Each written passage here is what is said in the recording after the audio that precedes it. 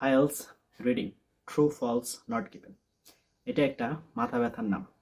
আপনাকে এটা ভিতর দিয়ে যেতেই হবে এবং আপনাকে এটা সলভ করতেই হবে। তো করতে যে আপনি কিছু প্রবলেম ফেস করবেন। নো এবং নট গিভেনের ভিতরে সমস্যা হওয়ার পসিবিলিটিসটা সবচেয়ে বেশি। আপনি এখানে প্রবলেম ফেস করবেনই করবেন। তো একটা হচ্ছে ইনফরমেশন আছে কিন্তু তথ্য বিপরীত, আরেকটা হচ্ছে এই ব্যাপারে কোনো ট্রেস নেই, ক্লু নেই।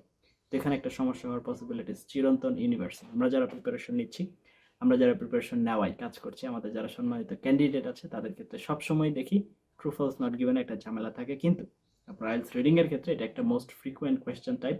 কিছু কিছু ক্ষেত্রে দুইবার, কিছু কিছু ক্ষেত্রে তিনবার পর্যন্ত চলে আসতে পারে। তার মানে প্রায় 13, 14, 15টা কোয়েশ্চেন ট্রু ফলস নট গিভেনই থাকে। তো চলে আসলাম আমরা কম্পিউটার স্ক্রিনে।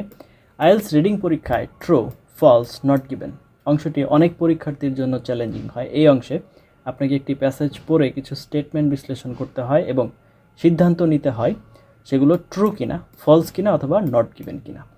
অথবা অনেক সময় ট্রু এর জায়গাতে ইয়েস থাকতে পারে, ফলসের জায়গাতে নো থাকতে পারে, দুইটা ভার্সনই থাকতে পারে এবং নট গিভেন সেম থাকবে। যদি স্টেটমেন্টটি প্যাসেজের তথ্যের সাথে পুরোপুরি মিলে যায় সেক্ষেত্রে ট্রু। যদি স্টেটমেন্টটি প্যাসেজের তথ্যের বিপরীত হয় সেক্ষেত্রে হচ্ছে ফলস। নট গিভেন যদি স্টেটমেন্টটির সম্পর্কে প্যাসেজে কোনো তথ্যই না থাকে তাহলে